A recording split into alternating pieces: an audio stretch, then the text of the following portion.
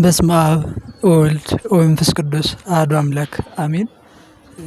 የተወደዳችሁና የተከበራችሁ ውድ ኦርቶዶክሳውያን በሀገርም ውስጥ በሀገርም ውጭ ያላችሁ በክርስቶስ ኢየሱስ ስም ተጠምቃችሁ በአብ በወልድ በመንፈስ ቅዱስ ስመ ክርስትና ሀብተ ወልድ ያገኛችሁ ሁላችሁ ኦርቶዶክሳውያን በልዑል እግዚአብሔር ስም እንኳን አደረሳችሁ። እንግዲህ እንደሚታወቀው ቤተ ክርስቲያን በዕለታት በሳምንታት በወራት በዓመታት ታስተምራለች። ታዲያ ቤተ ክርስቲያን እንደሆነችው ቤተ ክርስቲያን አሁን ባለንበት ደግሞ ሳምንት ከአብይ ጾም ሳምንታት መካከል አንዱ የሆነው በኒቆዲሞስ ሳምንት ስያሜ ባላት ይህንን አስተምሮ በምንማርበት ሳምንት ላይ ደርሰናል ማለት ነው። ታዲያ እንደዚህ ከሆነ እግዚአብሔር እንደወደደና እንደፈቀደ ሰው በአንድም በሌላም ይማራል። እግዚአብሔር እንደወደደና እንደፈቀደ መጠን ትንሽ ቆይታ የምናደርገው ስለ ኒቆዲሞስ ማን ነው? ኒቆዲሞስ ማንነት፣ ኒቆዲሞስ ማለት ምን ማለት ነው? ኒቆዲሞስ ምን ይመስላል? የሚል ትንሽ እንነጋገራለን ማለት ነው። ታዲያ እንግዲህ ቤተ ክርስቲያን ዕለታትን፣ ሳምንታትን፣ ዓመታትን ስያሜ ስትሰጥ የራሷ ሚስጥር የራሷ አስተምሮ አላት። ዝም ብላ አትሰጥም።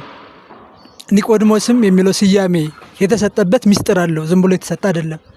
ስያሜው ከምን መጣ? እንግዲህ ብዙ ክርስቶስ አስተምሯል ብሎ መጽሐፍ ቅዱስ ላይ ብዙ የክርስቶስ ትምህርቶች፣ የነቢያት ትንቢቶች፣ የአበው ምሳሌዎች፣ የሐዋርያት ትምህርቶች አሉባት ቤተክርስቲያንና ከነዛ ተለይቶ ኒቆዲሞስ የሚለው ስያሜ ይሰጥበት ዘንድ ምክንያት የሆነው ምንድን ነው የሚለውን አበይት ጉዳይ ስናይ በአብይ ጾም እንግዲህ ያለፈው ሳምንት ገብርኄር እንደሆነ በትምህርት እየተማማር እየሰማን ነበረ ማለት ነው። እና እንግዲህ ከዘወረደ ባጭሩ ስጀምር ዘወረደ ማለት የአምላክ ሰው መሆን የሰው አምላክ መሆን የሚነገርበት ትምህርት የሚሰጥበት ነው። ይህም ቤተ ክርስቲያን የእኛን ስጋ ለብሶ የተገለጠውን ክርስቶስን የምታስተምርበት የአምላክ ሰው መሆንን ነው።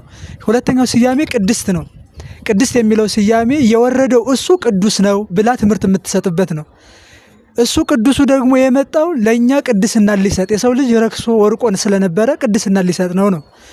ከዛ ሶስተኛው ሳምንት ከቅድስት ቀጥሎ ምኩራብ ነው። ምኩራብ ማለት በብሉይ ኪዳን የነበሩ ሕዝበ እግዚአብሔር ያመልኩበት፣ ጸሎታቸውን ወደ እግዚአብሔር፣ መስዋዕታቸውን ወደ እግዚአብሔር የሚያቀርቡበት የተለየ ቦታ ነበረ። በአዲስ ኪዳን ደግሞ ቤተ ክርስቲያን ናት።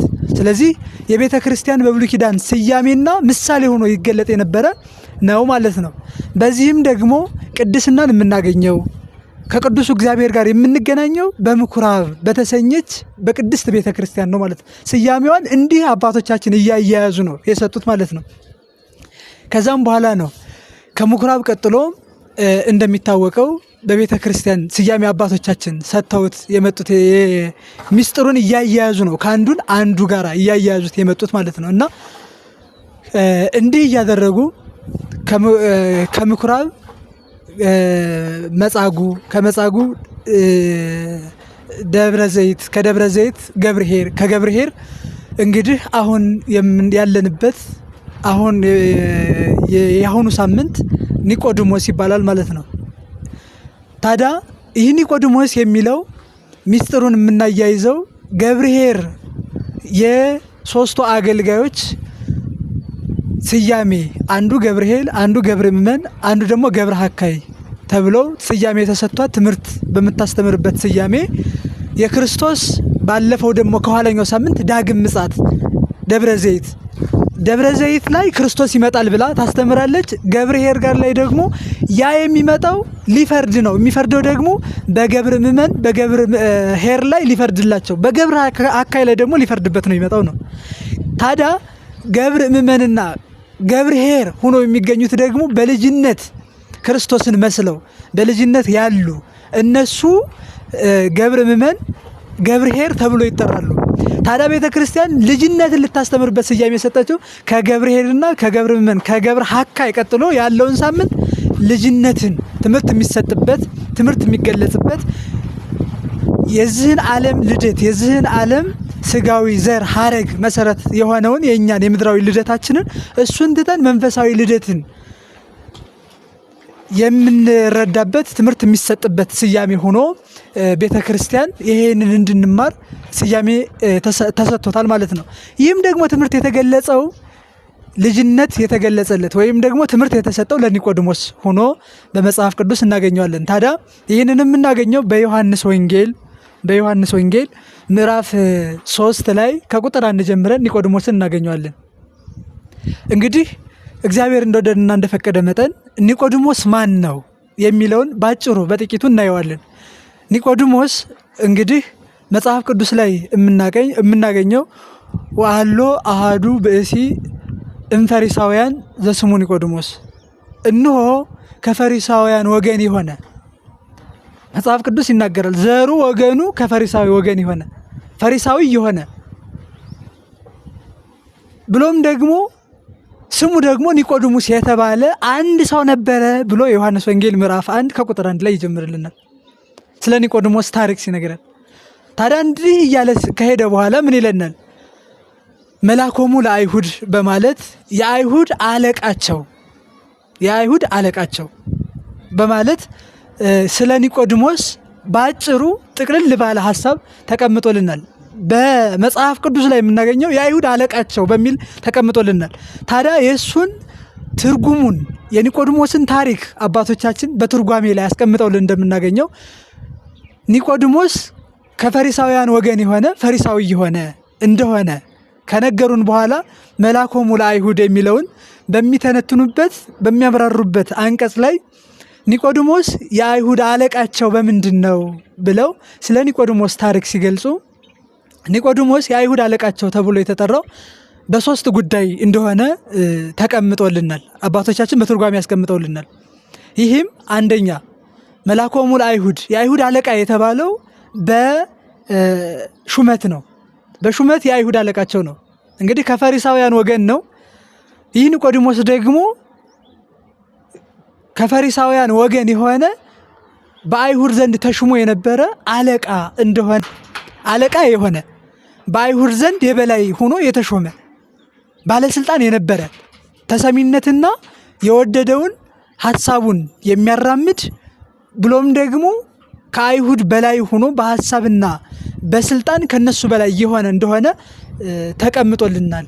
መላኮሙ አለቃቸው የሚለውን አለቅነቱ የኒቆዲሞስ በስልጣን እንደሆነ አስቀምጠውልናል። ሁለተኛ ኒቆዲሞስ በአይሁድ ዘንድ አለቃ ነው ተብሎ የተቀመጠልን በእውቀቱ ነው።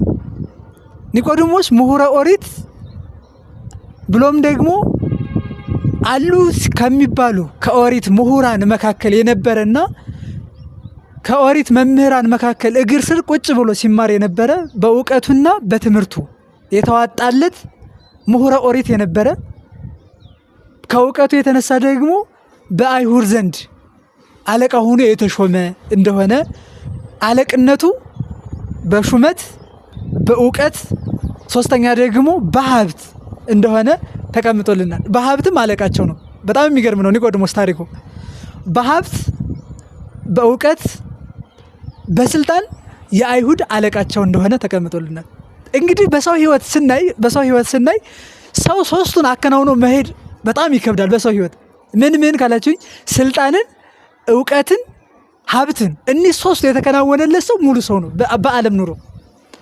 ኒቆዲሞስ ታዲያ ሁሉ የተከናወነለት ነው። እንግዲህ ምን እውቀት፣ ስልጣን፣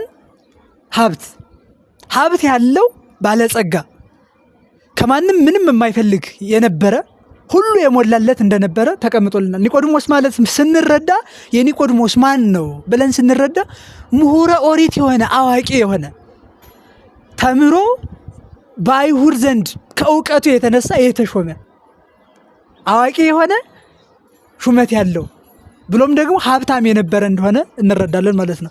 ስለዚህ እኒህ ሶስቱን አስማምቶ የያዘ ነው። እንግዲህ ብናይ በየህይወታችን አንድ ሰው እውቀት ቢኖረው ሀብት ላይኖረው ይችላል። አንድ ሰው ሀብት ቢኖረው ሹመት ላይኖረው ይችላል። አንድ ሰው ሹመት ቢኖረው እውቀት የሌለው ሊሆን ይችላል። አብሶ ባለንበት ዘመን በአሁኑ ሰዓት ሹመት፣ ሀብት ከእውቀት የተነሳ ላይመጣ ይችላል። ገንዘብ በማጭበርበር ሊመጣ ይችላል። በመስረቅ በመዝረፍ ሊመጣ ይችላል። ሹመትም በጉቦ በተለያየ ሐሳብና በተለያየ በዘረኝነት ዘርን መሰረት አድርጎ በመሄድና ሌላውን ዝቅ በማድረግ ከበላይ ሆኖ በመምጣት ሹመት ሊመጣ ይችላል። ግን እንዲህ ስለሆኑ ግን ሶስቱንም አይሆንላቸውም። ኒቆዲሞስ ግን ሶስቱን ማከናወኑ የያዘ በአይሁድ ዘንድ ደግሞ ተወዳጅ ሆነ። በእውቀቱ ተጠሪ፣ በሀብቱ ደግሞ ከማንም ምንም የማይፈልግ፣ በእውቀቱ በስልጣኑ ደግሞ ከሁሉ በላይ ሆኖ የተሾመ እንደሆነ ስለ ኒቆዲሞስ ታሪክ ትርጓሜ ላይ ተቀምጦልን እናገኛለን። ኒቆዲሞስ ማለት በህሊናችን ስንስል ይሄንን ነው የምንረዳው። ኒቆዲሞስ ማለት ታዲያ ይህ ኒቆዲሞስ ነው እንግዲህ ምሁረ ኦሪት የሆነ ሀብት ያለው ስልጣን ያለው ይህ ኒቆዲሞስ ወደ ጌታ ሂዶ በሌሊት ይማር እንደነበረ መጽሐፍ ቅዱስ ላይ ዮሐንስ ወንጌል ላይ ተቀምጦ እናገኛለን። ታዲያ ሌሊት ይሄድ ነበረ። ሌሊት ይሄድ ነበረ። ለምን? ከጌታ ሊማር ከጌታ ዘንድ ከእግሩ ቁጭ ብሎ የፈለገውን ሊጠይቅ ወደ ጌታ ይሄድ ነበረ። ወደ ጌታም በሚሄድበት ሰዓት ጌታ ያስተምረው ነበረ። ከሰው አረዳድና ከሰው ሐሳብ ውጭ የሆኑ ሚስጥራትን ሁሉ ገልጾ ነግሮታል። ይህ ለዚህ ለኒቆዲሞስ ታዲያ ኒቆዲሞስ ህይወቱ ይህ ከሆነ ኒቆዲሞስ ሀብታም፣ አዋቂ፣ ባለስልጣን የሆነ ይህ ኒቆዲሞስ ወደ ጌታ ይሄድ ዘንድ ልቡን ያነሳሳው ነገር ምንድን ነው? ከጌታ ፈልጎ ነው እንዳንል ርቦት ጌታ ህብስት አበርክቶ የተራቡትን ያበላል፣ የታመሙትን ይፈውሳል፣ ለምጻሞችን ያነጻል፣ እውሮችን ያበራል፣ አንካሳዎችን ያቀናል። እንዲህ ከለምጹ ለመንጻት ርቦት ምግብ ያበላው ዘንድ ወይም ደግሞ ሳያቅ የማያውቀው ኑሮ ሂዶ ይጠይቅ ዘንድ እንዳላደለ ደግሞ ምሁረ ኦሪት እንደሆነ በእነሱ ዘመን የነበረውን ትምህርት ጠንቅቆ የተማረ እንደሆነ ተቀምጦልናል። ታዲያ ኒቆዲሞስን ወደ ጌታ ይሄድ ዘንድ ልቡን ያነሳሳው ነገር ምንድን ነው? መሰረታዊ ጉዳይ ነው ይሄ የምንረዳው ነገር። ኒቆዲሞስን ወደ ጌታ ሂዶ ይማር ዘንድ አይሁድ ሕግ አውጥተው ነበረ። ምን የሚል? ራሱን አምላክ ነኝ ይላል፣ ራሱን ከእግዚአብሔር ጋር እኩል ያደርጋል እያሉ ይከሱት የነበረ እርሱን ብሎም ደግሞ ወደ እርሱ ሂዶ የተማረ ከእርሱ ዘንድ ሂዶ የተማረ ይሰደድም ምኩራብ፣ ከምኩራብ ይወጣል፣ ከኛ ከአንድነታችን ይወጣል፣ ይለያል የሚል ሕግ ነበራቸው። ይህ ሕግ ሲወሰን ኒቆዲሞስ ከነሱ መካከል አንዱ ነው። ይህን ሕግ ያውቃል። ማን? ኒቆዲሞስ ምሁረ ኦሪት ነው። የአይሁድ ደግሞ አለቃ ነው። ይህ ሕግ ሲወጣ ያውቃል። ይህን ሕግ እያወቀ ምን የሚለውን ሕግ ከእሱ እግር ሂዶ የሚማር ከእርሱ ጋር ህብረት ያለው ከኦሪት እንደሚለይና ከህብረታቸው እንደሚለይ ሕግ ስለነበረ ይህን ሕግ የሚያውቅ ኒቆዲሞስ ወደ እርሱ ይሄድ ዘንድ ይህንን ሁሉ ሳይተው ያተጋው ምንድን ነው ብለን ስናስብ ሁለት ነገሮች ናቸው። እዛው መጽሐፍ ቅዱስ ላይ ቁጭ ብሏል። ሁለት ነገሮች ኒቆዲሞስን ወደ ጌታ ይሄድ ዘንድ አነሳስተውታል። ምንድናቸው ካል አንተ ተልከህ የመጣህ በእውነት የምታስተምር እንደሆንክ አውቃለሁ። በጣም መሰረታዊ ጉዳይ ነው። ከእግዚአብሔር ተልከህ የመጣህ እንደሆንክ ከእግዚአብሔር ተልከህ እንደምታስተምር አውቃለሁ በማለት ኒቆዲሞስ የተማረው ትምህርት ምሁረ ኦሪት ቢሆንም በዛ ዘመን ይሰጥ የነበረና በዛ ዘመን ካለ ትምህርት ኒቆዲሞስ ያልቀረበት ምሁር ቢሆንም እንኳ ጌታ ያስተምረው የነበረው ትምህርት እሱ ከሚረዳው ወይም ደግሞ እነርሱ ከሚገልጹት አረዳድ በተለየ ይገልጽ ነበረ ክርስቶስ በጣም በሚገርም ሁኔታ። ስለዚህ ያንን ኒቆዲሞስ ከሱ ከተማረው ትምህርት ከሱ ከተረዳው አረዳድ እርሱ ከሚገልጸው አገላለጽ በላይ ሆኖበታል። ለማን? ለኒቆዲሞስ። አንድ ሰው ምንም አዋቂ ቢሆን የሰው እውቀቱ ውሱን ነውና ጠንቅቆ ሁሉንም ማወቅ አይችልም። ሁሉንም አወቅኩ ማለት አይችልም። ስለዚህ ሁሉን ማወቅ ስለማይችል ሁሉን ማወቅ በማይችልበት አይምሮ ውስጥ ከሱ በላይ የሆነ ዕውቀት ያለው ሁሉን ማወቅ የሚችል ስጋን ለብሶ ተገልጾ በስጋ ሲያስተምር ሲያየው ሲሰማው ከሱ በላይ ሆኖ ስለተረዳ ሌሊት መጣ ማለት ነው። ልቡን ያነሳሳው እሱ ነው። ርቦት ህብስት አበርክቶ ይመግበው ዘንድ፣ ታሞ ይፈውሰው ዘንድ፣ ወይም በሽተኛ ሆኖ ለምጽ ኖሮበት ያድነው ዘንድ አልነበረም ኒቆዲሞስ የሄደው። አንደኛ ከሱ በላይ የሆነ አረዳድና ከሱ በላይ የሆነ ትምህርት ይዞ መጥቷል ክርስቶስ። ከርሱ የበላይ የሆነ በኦሪት የነበረ ህግ ነበረ። የኦሪት ህግ ምን የሚል ነበረ? የሚወድህን ውደድ የሚጠላህን ጥላ የሚል ነበር ህጉ፣ የኦሪት ህግ። አሁን ግን የመጣው ክርስቶስ ይዞት የመጣው ህግ ምን የሚል ነው? እኔስ እላችኋለሁ በኦሪት ተጽፎላችኋል፣ የሚጠላችሁን ጥሉ የሚወዳችሁን ውደዱ ተብሎ፣ እኔ ግን እላችኋለሁ አፍቅሩ ቢጸክሙ፣ ወንድማችሁን ውደዱ የሚጠላችሁንም ውደዱ። የሚወዳችሁንማ ብትወዱ ምን ጥቅም አላችሁ? ይህንንማ የዛ ዓለም ሰዎችም ያደርጉታል ተብለን ተነግረናል። ይህ ከዛ ዓለም አረዳድ ውጭ የሆነ አረዳድና ትምህርት ነው። ከዚህ በበለጠ ደግሞ ጌታ ያስተምር የነበረው ትምህርቱ ይረዳ ከነበረው ትምህርት የተለየ ነው። ይነገር ከነበረው ክርስቶስ እሱ ትንቢተ ነቢያት የነቢያት ሁሉ መፈጸሚያ፣ ምሳሌ ነቢያት የነቢያት ሁሉ ምሳሌ መፈጸሚያ መደምደሚያ ስለነበረ የእነርሱ ሁሉ መጠቅለያ ዋና ይመጣል ይወርዳል የነበረው ትንቢት ሁሉ የተገለጸበት ፍጹም ያገኘንበት የተገለጸበት ራሱ ክርስቶስ ስለነበረ እሱ ባለቤቱ ሲመጣ ደግሞ ከሚያውቁት አረዳድ በላይ ሆኖ ስለመጣባቸው ኒቆዲሞስ ከሱ በላይ ያለ ዕውቀት ይዞበት ስለመጣ ወደሱ ሄደ ማለት ነው። ኒቆዲሞስ ይሄድ ዘንድ ግድ አለው። አያችሁ። ስለዚህ ሰው በዕውቀቱ ፍጹም አይደለም። ከኛ በላይ ያለ ሰው አዋቂ እንዳለ መረዳት አለብን ማለት ነው። አንዳንድ ሰው አለ በተማረው ትምህርት ዝግ የሆነ አለመስማት፣ ሌላውን የሌላ ሐሳብ አለመቀበል፣ ከኔ በላይ ሐሳብ ያላቸው እኔ ያላየሁትን ያዩ እኔ ያላነበብኩትን ያነበቡ ከኔ በላይ ከማስበው በላይ የሚያስቡ አሉ ብሎ ልቡን ክፍት የማያደርግ አንዳንድ ሰው አለ። ዝግ የሚያደርግ በተማረው ትምህርት ብቻ ይሄ ነው እውነተኛ ነገር ብሎ ለክቶ ህይወቱን ለክቶ ዕውቀትን የሚመዝን አለ። ስለዚህ ኒቆዲሞስ የነበረው አረዳድ በጣም ትልቅ ነው። ከኒቆዲሞስ የምንወስደው እሱ ነው።